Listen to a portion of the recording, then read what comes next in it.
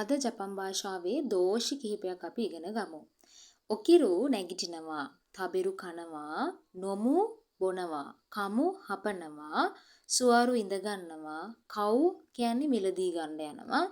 නගේරු විසි කරනවා, අසොබු සෙල්ලම් කරනවා, චුකුරු හදනවා,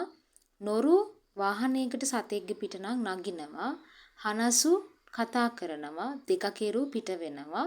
නෙරු නිදියනවා, තත්සු හිට ගන්නවා, යොමු කියවනවා, උත්සු ගහනවා, හෂිරු දුවනවා, කිකු අහනවා,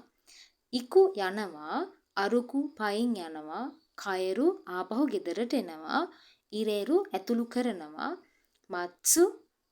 බලාගෙන ඉන්නවා, අකු කියන්නේ ඕපන් අරිනවා,